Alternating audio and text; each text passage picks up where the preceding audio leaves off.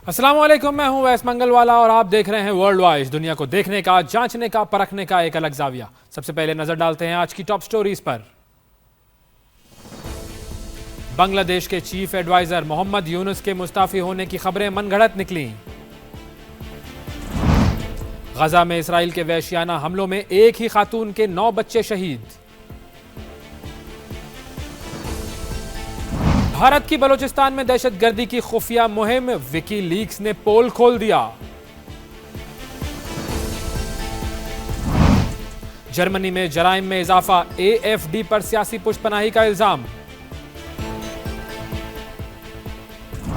और पाकिस्तान में शादी की उम्र कम से कम 18 साल, नए कानून पर बहस छिड़ गई।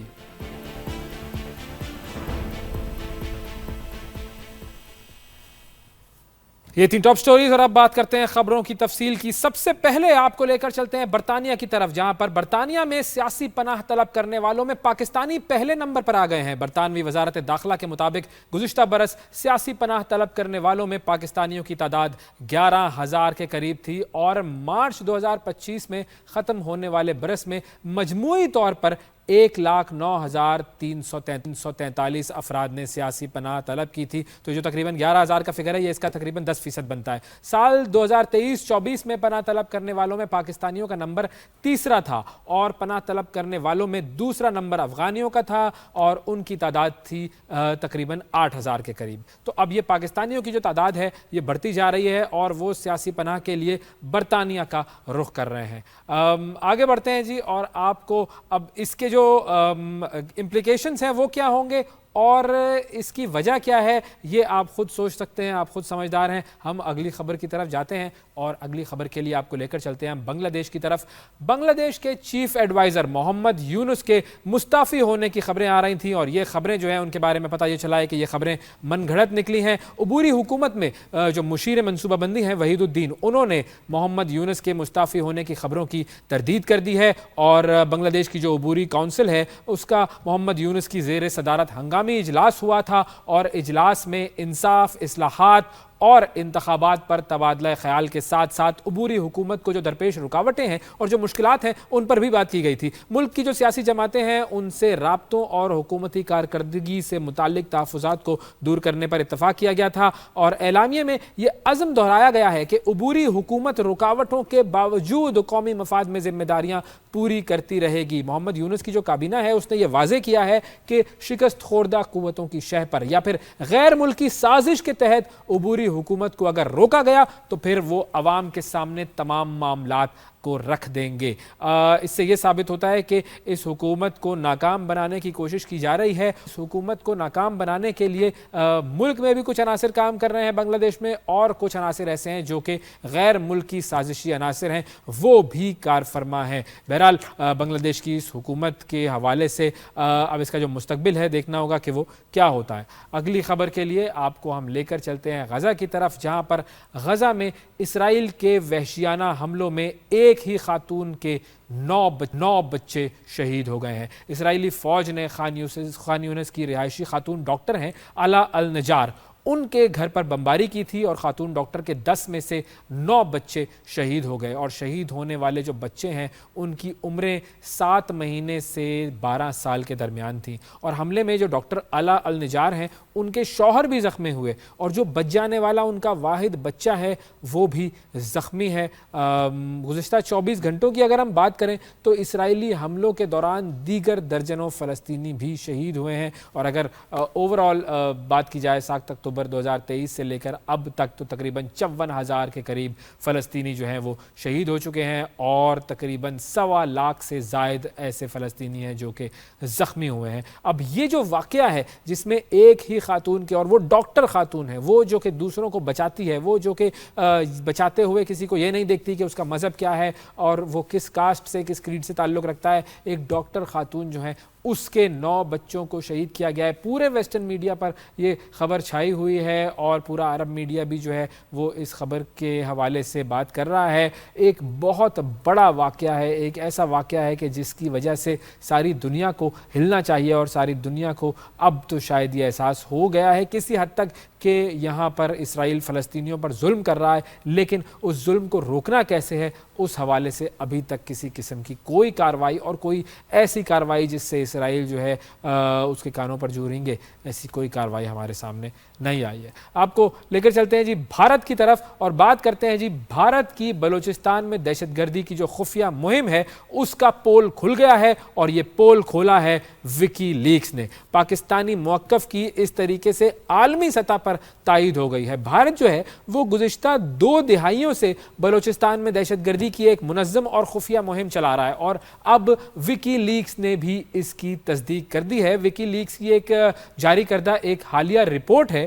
اور اس رپورٹ میں یہ کہا گیا ہے کہ امریکی جو سفارتی کیبلز ہیں ان سے یہ بات ثابت ہوتی ہے کہ عالمی مبصرین پاکستان میں جاری بھارتی خفیہ سرگرمیوں سے باخبر تھے۔ اس رپورٹ کے مطابق سال 2009 میں مصر میں ہونے والی 2 طرفہ بات چیت کے دوران پاکستان نے بھارت کی بلوچستان میں مداخلت کا معاملہ بین الاقوامی سطح پر اٹھایا تھا، اور 2015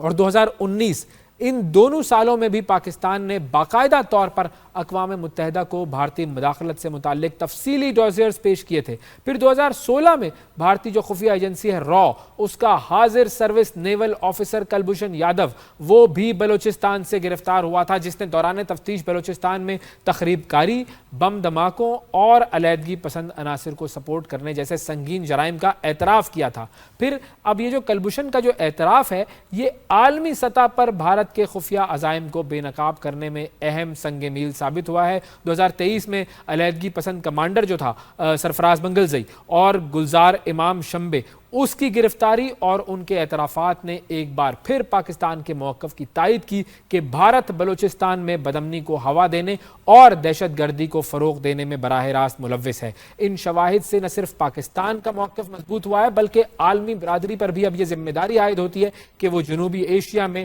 بھارتی مداخلت اور دہشت گردی کے پھیلاؤ کا سنجیدگی سے نوٹس لے اور بھارت کو اس کی سازشوں پر جواب دہ ٹھہرائے۔ اب جب وکی لیکس یہ بات کہہ رہا ہے تو اس کا مطلب یہ ہے کہ یہ ایک اور سند ہے کہ بھارت جو ہے وہ پاکستان میں دہشت گردی کرواتا ہے۔ بھارت کو ہم نے جنگ میں تو منہ کی کھانے پر مجبور کر دیا، اس کے جو ارادے تھے ان کو ہم نے ناکام بنا دیا، اور اب ہم بھارت کی یہ جو دہشت گردی کے بعد جو یہ جو ساری یہ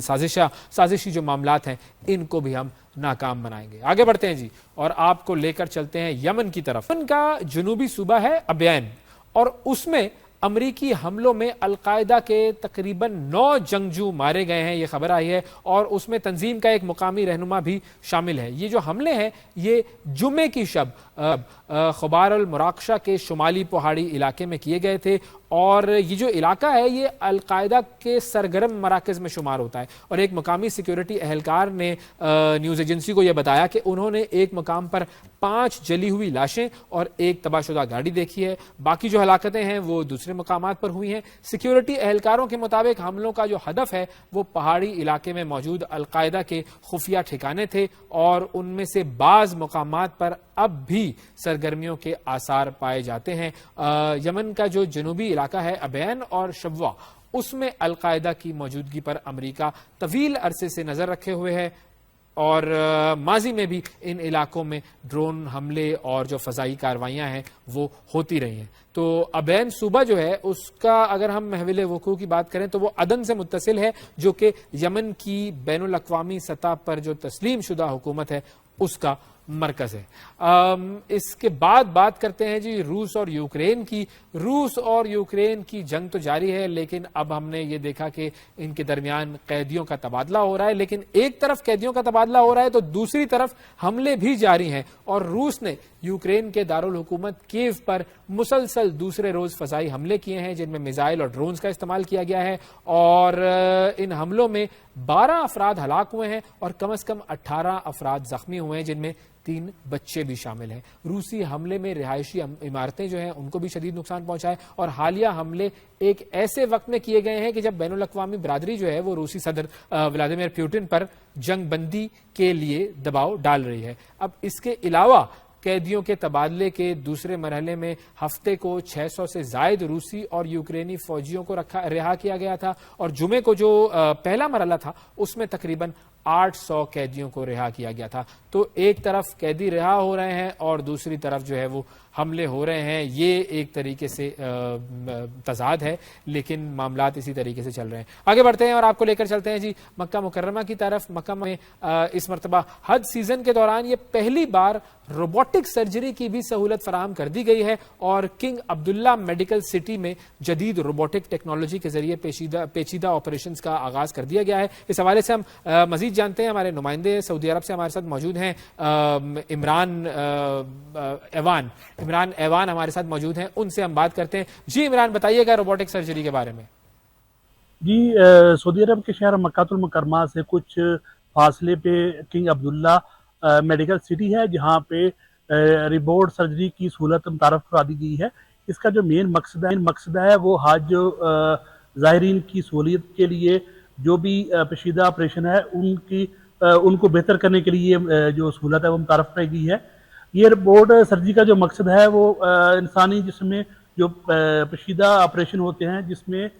کافی ٹائم ریکوائر ہوتا ہے. عام اگر ڈاکٹرز کو کریں تو اس پہ کافی ٹائم لگتا ہے. اس کی مدد سے ایک تو ٹائم کافی لگے گا, اور دوسرا جو اس آپریشن کے لیے کٹ لگائے جاتے ہیں عام روٹین میں جو ڈاکٹر لگاتے ہیں وہ تقریباً 10 سینٹی کے قریب کٹ ہوتا ہے. جو روبوٹ کے تھرو سرجری ہوگی اس کا جو لمٹ ہے وہ تقریباً 1 سینٹی ہوگی, جس کی مدد سے یہ جو زخم ہے وہ بھی جلدی کمپلیٹ ہوگا. اس کے علاوہ سعودی جو گورنمنٹ ہے وہ پہلے بھی میڈیکل کے حوالے سے حج عمرہ اور جو حج عمرہ کے لیے ظاہرین ہے ان کے لیے پہلے بھی سہولت متعارف کراتی رہی ہے. یہ جو روبوٹ سرجری ہے اس کو پہلے مکہ کے حدود میں پہلے متعارف کیا گیا ہے, اس کے بعد یہ سعودیہ کے دیگر شہروں میں بھی متعارف کیا جائے گا. جی بہت شکریہ. عمران ایوان ہمارے نمائندے موجود تھے ہمارے ساتھ اور بات کر رہے تھے کہ روبوٹک سرجری جو ہے وہ اس مرتبہ کی جائے گی مکہ مکرمہ میں حج سیزن کے دوران. پیپلز پارٹی کی سینیٹر شہری رحمان صاحبہ نے بچوں کی شادی کی ممانعت کا بل سینٹ میں منظوری کے لیے پیش کیا. یہ بل منظور کر لیا گیا. اب اس بل کے مطابق بچے کی تعریف یہ ہے کہ 18 سال سے کم عمر لڑکا یا لڑکی جو ہے وہ بچہ تصور کیا جائے گا, اور نکاح خواہ جو ہے وہ کوئی ایسا نکاح نہیں پڑھائے گا جہاں ایک یا دونوں فریق 18 سال سے کم عمر ہو. نکاح خواہ یقینی بنائے گا کہ دونوں فریقین کے پاس نادرہ کا شناختی کارڈ موجود ہو, اور خلاف ورزی کرنے والے پر جو نکاح خواہ جو ہوگا اس کو 1 سال تک قید اور 1 لاکھ روپے جرمانہ ہو سکتا ہے. 18 سال سے بڑی عمر کا مرد اگر کسی بچی سے شادی کرتا ہے تو اسے 3 سال تک قید بامشقت ہوگی. 18 سال سے قبل ساتھ رہنے کو بچے سے زیادتی تصور کیا جائے گا, اور جو شخص کسی کم عمر دلہن یا دلہے کو ایسا کرنے پر مجبور کرے گا اسے 7 سال تک قید اور 10 لاکھ روپے تک جرمانہ ہوگا. اگر کوئی شخص بچے کی شادی کے ارادے سے ٹریفکنگ کرے گا تو اسے 7 سال تک قید اور جرمانہ ہوگا. جو شخص کم عمر بچے کی شادی میں معاونت کرے گا اسے 3 سال تک قید اور جرمانہ ہوگا. اور اگر والدین یا سرپرست بچے کی کم عمری میں شادی کریں یا اسے روکنے میں ناکام رہے تو اس سے 3 سال تک قید بامشقت اور جرمانہ ہوگا. اور عدالت کو اگر علم ہو کہ کم عمر بچوں کی شادی کی جا رہی ہے تو وہ ایسی شادی کو روکنے کے لیے حکم جاری کرے گی, اور اگر عدالت کو اطلاع دینے والا فریق اپنی شناخت چھپانا چاہے تو عدالت اسے تحفظ دے گی. کم عمر بچوں کی شادی کرانے کا جرم ناقابل ضمانت ہوگا اور کورٹ کیس کی کارروائی 90 روز کے اندر مکمل کی جائے گی. اب اس حوالے سے ہمیں ذرا ڈیٹیل میں بات کرنی ہے. جو معاملہ ہے اس کے حوالے سے جو مذہبی حلقے ہیں وہ یہ کہتے ہیں کہ یہ قانون اسلام سے متصادم ہے, اور اسلام میں جو شادی کی عمر ہے اس کا کوئی تعین نہیں کیا گیا. اسلام یہ کہتا ہے کہ یہ معاملہ جو ہے وہ بلوغت سے جڑا ہوا ہے. اور اگر ہم دنیا کے بہت سارے ممالک کی بات کریں تو دنیا کے بہت سارے ایسے ممالک ہیں جہاں پر, امریکہ کی بھی اگر بات کریں تو امریکہ کی بہت ساری اسٹیٹس ایسی ہیں جہاں پر شادی کی جو عمر ہے وہ قانونی طور پر 18 ہے, کہیں پر 18 سے کم بھی ہے, اور بہت ساری ایسی اسٹیٹس ہیں جہاں پر قانونی طور پر اگر 18 سال کی عمر میں شادی ہونی چاہیے تو اس سے کم عمری کی شادی کی جا سکتی ہے والدین کی رضامندی سے, لیکن پاکستان کے قانون میں اس قسم کی کوئی گنجائش نہیں رکھی گئی ہے. کچھ ایسے ممالک ہیں جن میں شادی کی عمر جو ہے وہ 20-21 سال بھی ہے, تو یہ 18 جو ہے وہ ہم نے طے کر کے فکس کر دیا ہے, اور اس کے علاوہ اس کے اندر کسی قسم کی جو ہے وہ اب چینجنگ نہیں کی جا سکتی ہے, اور ایسی سزائیں جو ہیں وہ اس کے اندر لاگو کر دی گئی ہیں. اس معاملے پر جو ہے وہ دینی حلقے جو ہیں وہ کیا کہتے ہیں, اس حوالے سے بات کرنے کے لیے ڈاکٹر علامہ راغب نعیمی صاحب اس وقت ہمارے ساتھ موجود ہیں جو کہ چیئرمین ہیں اسلامی نظریاتی کونسل کے. ان سے ہم اس حوالے سے بات کرتے ہیں. السلام علیکم سر. وعلیکم السلام ورحمۃ اللہ وبرکاتہ. ڈاکٹر صاحب, سب سے پہلے تو میں ذرا آپ سے رہنمائی چاہوں گا کہ ذرا مجھے تفصیل سے بتائیے گا کہ دیکھیں دینی حوالے سے حکم کیا ہے شادی کی عمر کا, اور کیونکہ ہماری جتنی نالج ہے اس میں تو یہ بات آتی ہے سامنے کہ یہ سارا معاملہ جو ہے وہ بلوغت سے جڑا ہوا ہے, اس کا جو ہے وہ عمر سے کوئی تعلق نہیں ہے. اب دین کیا کہتا ہے اور یہ قانون کیا کہتا ہے, اور یہ کیا ایک دوسرے سے متصادم ہیں؟ پلیز بتائیے گا. بسم اللہ الرحمن الرحیم. دیکھیے, جب ہم اسلام کی بات کرتے ہیں تو قرآن اور حدیث میں کہیں پر بھی نکاح کی عمر کا تعین ہمیں اس طرح نظر نہیں آتا ہے کہ ہم اسے قانون کے دائرۂ کار میں لے کر آئیں. نبی کریم صلی اللہ علیہ وآلہ وسلم کے زمانہ مبارک میں شادیاں ہوتی تھیں اور بڑی عمر کے لوگوں کی بھی ہوتی تھی, چھوٹی عمر میں بھی ہوتی تھی,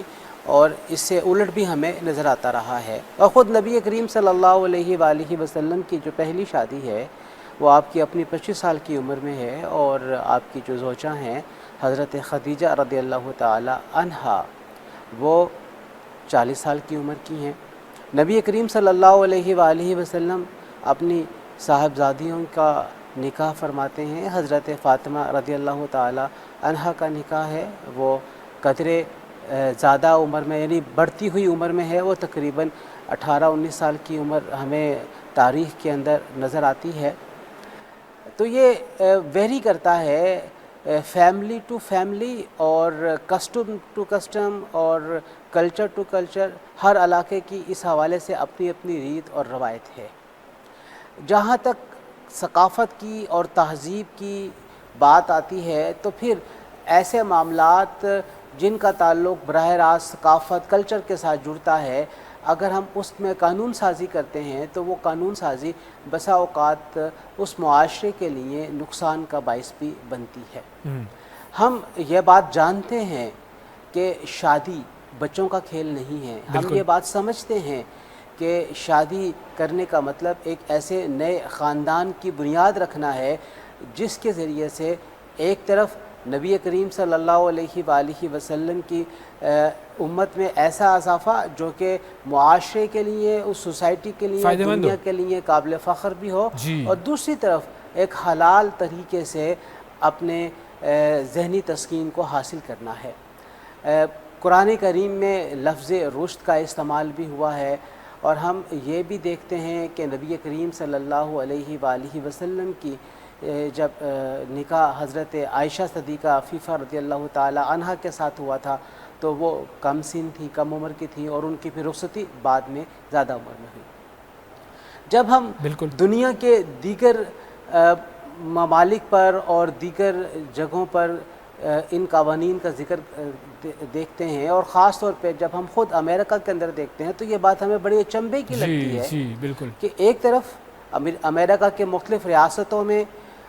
شادی کی جو عمر ہے وہ 18 سال سے کم ہے, اور اگر قانون بھی بنا ہوا ہے, کوئی والدین اپنے بچوں کی شادی جلدی عمر میں کرنا چاہتے ہیں تو عدالت کے ذریعے اجازت لے کے لے سکتے ہیں, وہ بالکل کر سکتے ہیں. زیر نظر قانون جو ہمارے سامنے ہے, اگرچہ اس کے پیچھے وفاقی شرعی عدالت کا وہ فیصلہ موجود ہے جو 2023 میں وفاقی شرعی عدالت نے دیا کہ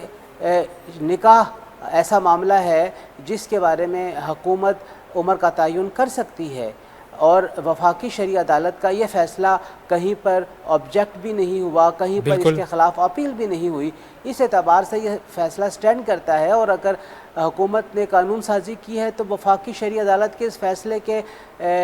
کو سامنے رکھتے ہوئے کی ہے. لیکن بادی النظر میں جب ہم اپنے معاشرے کو دیکھتے ہیں اور اس میں خاص طور پہ پھر اس قانون میں درج سزاؤں کو دیکھتے ہیں, تو ہمیں لگتا ہے کہ سزائیں بہت سخت رکھ دی گئی ہیں. حتیٰ کہ یہاں تک بھی کہا گیا ہے کہ اگر کوئی والدین اپنے کم عمر کے بچوں کی شادی کو رکوانے میں ناکام ہوتے ہیں تو انہیں بھی سزا دی جائے گی. بالکل. اب ایک بچہ اپنے گھر میں موجود نہیں ہے, اپنے والدین سے الگ ہو گیا ہے, 18 سال سے کم عمر کا ہے, اور وہ کہیں پہ شادی کر لیتا ہے,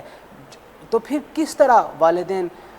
ذمہ دار ہوں گے اس بچے کی شادی کا جو کہ ان کی مرضی سے نہیں ہوئی ہے. اسی طریقے سے ہم یہ بھی دیکھتے ہیں کہ اس قانون میں یہ بات بھی موجود نہیں ہے کہ اگر کہیں پر والدین کو کسی مجبوری کے تحت اپنے بچوں کی شادی قدرے جلدی کرنی پڑ رہی ہے، 18 سال سے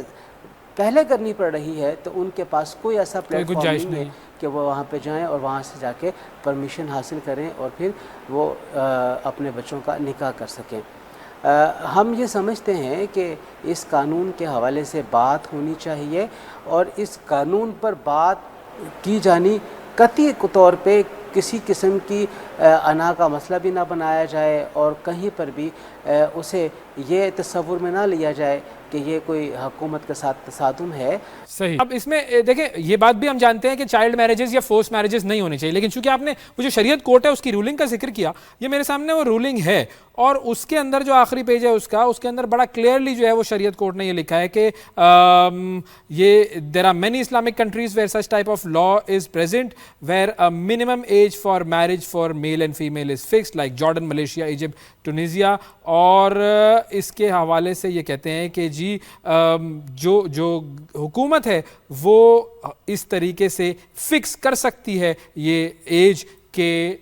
لوگوں کو ایک شادی کی خاص عمر جو ہے وہ بتا دی جائے کہ اس عمر میں آپ شادی کریں، حکومت یہ فکس کر سکتی ہے۔ تو اب چونکہ جو آپ نے بات کی، اب یہ شریعت کورٹ کی جو رولنگ ہے وہ اگر کہتی ہے کہ ایسا ہو سکتا ہے، حکومت ایج فکس کر سکتی ہے، تو کیا ہم یہ کہہ سکتے ہیں کہ شریعت کورٹ نے جو ہے وہ کلچر ویلیوز اور جو زمینی حقائق ہیں ان کو مد نظر نہیں رکھا؟ کیونکہ ظاہر ہے کورٹ کا فیصلہ ہے، انہوں نے سب کچھ دیکھ کر ہی فیصلہ کیا گیا ہوگا، انہوں نے ایسا کیوں فیصلہ دیا پھر؟ دیکھیے، جہاں تک عدالتوں کے فیصلے ہیں، ہر عدالت جب فیصلہ کرتی ہے تو وہ ظاہر بات ہے کسی بیک گراؤنڈ کے اوپر کسی دلیل کی بنیاد پہ کرتی ہے، اور پھر یہ والا جو معاملہ ہے، نکاح والا معاملہ ہے، اس کے اوپر دونوں طرفہ دلائل موجود ہیں، کہیں پر وضاحت یا صراحتاً موجود ہیں، یعنی ایکسپلیسٹ ہے، کہیں پہ امپلیسٹ ہیں۔ تو پھر جب دونوں طرح کے دلائل موجود تو پھر اس میں اس طرح کی رائے کو اختیار کرنا اور اس کے اوپر پھر سٹینڈ کرنا، اور پھر جب وہ معاشرے کے اندر لاگو کیا جائے، معاشرے میں اس کے اوپر ریزسٹنس اس طریقے سے آئے، تو یہ بہرحال چیزیں دیکھی جانے والی ہیں، اس کے بارے میں دیکھا جانا چاہیے۔ میں یہاں پہ یہ بھی عرض کرنا چاہوں گا کہ اس کے لیے جو ہماری کونسل کی تجاویز رہی ہیں، کونسل نے ہمیشہ سے یہ بات کہی ہے کہ یہ جو نکاح کے عمر میں اضافہ کرنا ہے، اس کے پیچھے آپ دو چیزوں کو اگر متعین کر لیں اور دو چیزوں کو آپ اپنے معاشرے کے اندر رائج کر دیں تو آٹومیٹکلی نکاح کی جو سولمنائزیشن ہے یا اس کا قرار پانا ہے وہ بڑی عمر میں ہونا شروع ہو جائے گا۔ وہ کیا ہے؟ ایک طرف آپ بچوں کی تعلیم کو لازم کریں، بچیوں کی تعلیم کو لازم کریں، اور بچیوں کو لازمی طور پہ آپ پڑھوائیں، اور اس کے لیے حکومت باقاعدہ انتظام کرے، نئے سکول سرکاری سطح کے اوپر کھولے جائیں، تو یقینی طور پہ جب بچیاں خاص طور پہ پڑھیں گی تو آٹومیٹکلی ان کی جو نکاح کی ایج ہے وہ اوپر آنا شروع ہو جائے گی، بڑھنا شروع ہو جائے گی۔ دوسری طرف اتنی ہی زیادہ اہم ہے لوگوں کو آگاہی دینا کہ یہ کوئی بچوں کا یا بچیوں کا جو نکاح چھوٹی عمر میں، قدرے چھوٹی عمر میں 14 سال میں یا 15 میں یا 16 میں کیا جاتا ہے، یہ کوئی گڈے اور گڈی کا کھیل نہیں ہے۔ آپ نے ایک خاندان بنانا ہے اور اس خاندان کا جو بنیادی مقصد ہے وہ ایسی اولاد کو جنم دینا ہے جو صحت مند بھی ہو، معاشرے کے لیے پروقار انداز میں ترقی کا بھی باعث بنے، اور خود اللہ وحدہ لا شریک کو اپنے ماننے والوں میں مضبوط افراد پسند ہیں، جو عقیدے کے اعتبار سے بھی، اپنے نظریات کے اعتبار سے بھی، اپنے وجود جسم کے اعتبار سے بھی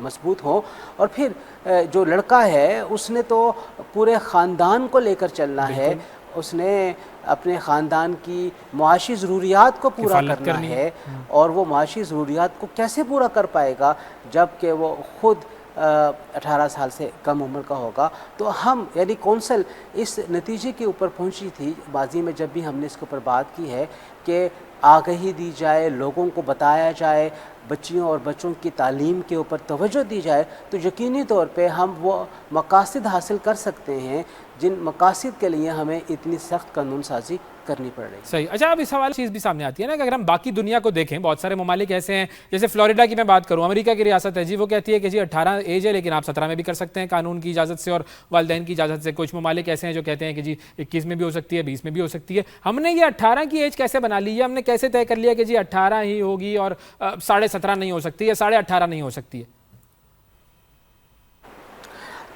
جی بڑا اہم سوال آپ نے کیا. یہ سوال اکثر میں بھی جب ہم ایک بچے کے عمر کا تعین اس کے بڑے ہونے کے اعتبار سے کرتے ہیں تو 18 سال لی جاتی ہے. بطیرے ممالک ایسے ہیں جہاں پہ 21 سال لازم یا 20 سال لازم کرا دیا گیا ہے شادی کرنے کے لیے، اور ان میں کچھ اسلامی ممالک بھی شامل ہیں. یہ تو یہی بات ہے کہ ہم نے قانونی طور پہ ایک مرد کو یہ تصور کیا ہے کہ جب وہ 18 سال کا ہوگا تو اسے بالغ تصور کیا جائے گا، 18 سال سے کم ہوگا تو وہ بالغ تصور نہیں ہوگا، اور ایک دن بھی کم ہوگا تو وہ نابالغ ہے، اور ایک دن زیادہ ہو جائے گا تو وہ بالغ ہے. تو یہ ایک بڑی عجیب سی صورتحال ہے، جبکہ شریعت نے بچے کے بلوغ کا اعتبار اس کے جسمانی احوال کے اعتبار سے کیا ہے، جس کے ذریعے سے اس کے اوپر عبادات کا تعین لازم ہو جاتا ہے. اگرچہ نکاح اپنی کیفیت کے اعتبار سے بعض لوگوں کے لیے فرض بن جاتا ہے، واجب ہو جاتا ہے کہ وہ نکاح کریں، بعض کے لیے سنت کا دائرہ ہے، بعض کے لیے مستحب کا ہے، اور بعض لوگوں کے لیے ضروری نہیں ہے کہ وہ نکاح کریں. لیکن جن لوگوں کے لیے نکاح کرنا ضروری ہو جاتا ہے، تصور ہم کرتے ہیں ضروری ہے ان کے لیے نکاح کرنا کہ وہ کہیں اپنے ایمان کو ضائع نہ کر بیٹھیں، تو پھر ہمیں ساتھ ساتھ اپنے ان بچوں کو یہ بھی تعلیم دینے کی ضرورت ہے کہ یہ صرف ایک ہی معاملے کے لیے نہیں ہوتا ہے، اس کے کئی مقاصد ہیں جنہیں ہم نے حاصل کرنا ہے. اور جہاں تک بات رہی ہے 18 سال کی عمر کی، آج اگر ہم پاکستان میں سب مل کے یہ فیصلہ کر لیں کہ جو قانونی طور پہ بالغ بچہ ہے وہ 20 سال کا ہے اور اس کے اوپر ہم قانون سازی کر لیں تو کل سے یہ 20 سال ہو جائے گی. اگر ہم اس کو کم کر کے 16 سال کر لیں تو کل سے 16 سال ہو جائے گی. تو یہ تو 18 سال مین میڈ ہے، یہ انسان کا بنایا ہوا ہے، اس کے پیچھے کوئی شریعت نہیں ہے. دنیا کے اندر یہ تصور کیا جاتا ہے کہ 18 سال کا جو بچہ ہے یا بچی ہے وہ اپنے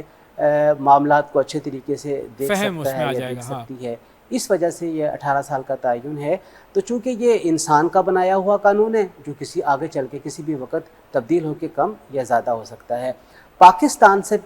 کے وجود سے پہلے بر صغیر پاک و ہند میں 1929 کا ایک قانون تھا جو کہ چائلڈ میرج کے حوالے سے عمر کا تعین کرتا تھا. پھر اس میں عمر کا تعین کافی عرصے تک 14 سال کا رہا ہے، اس کے بعد پھر بعد میں یہ 16 سال کا ہوا.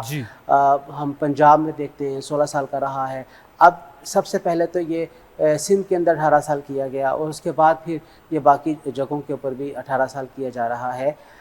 بہرحال میں یہ سمجھتا ہوں یہ ایسا معاملہ ہے کہ اس کے اوپر ہمیں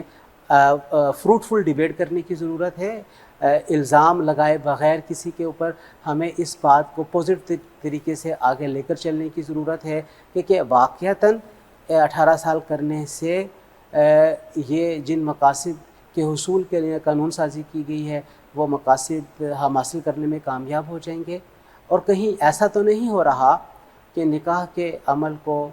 آسان کرنے کی بجائے مشکل کیا جا رہا ہے، اور پھر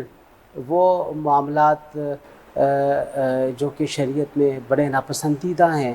اور جن کے لیے ضروری ہے کہ وہ نکاح کے ذریعے ہی ہوں، کہیں ایسا نہ ہو کہ نکاح کے اس سخت قانون کی وجہ سے وہ ہم اپنے گرد و پیش میں بکثرت ہوتے ہوئے دیکھیں. بات ہو رہی ہے علامہ ڈاکٹر راغب نعیمی صاحب سے، اور مدعا یہ ہے کہ 18 سال سے کم عمر کی شادی کا جو قانون ہے وہ پاس ہو گیا ہے، اور اگر یہ قانون کسی نے وائلیٹ کیا، اگر 18 سال سے پہلے کسی کی شادی کی گئی تو پھر اس کے اوپر سزائیں بھی ہیں، اس کے اوپر جرمانے بھی ہیں، بڑی سخت سزائیں ہیں، بڑے جرمانے ہیں. اچھا اب علامہ صاحب دیکھیں،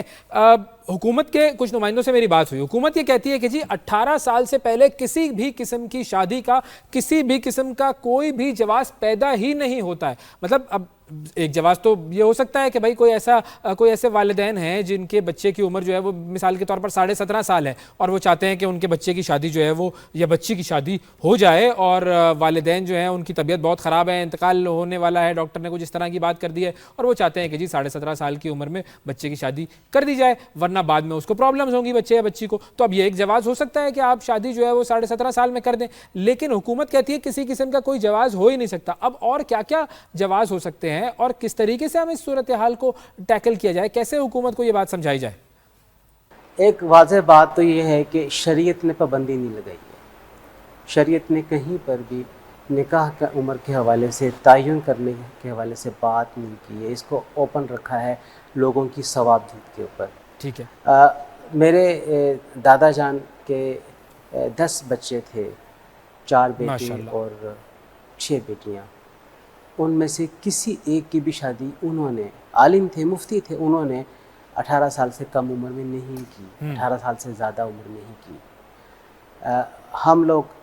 5 بہن بھائی ہیں، ہماری شادی ہمارے والدین نے 18 سال سے زیادہ عمر میں ہی کی۔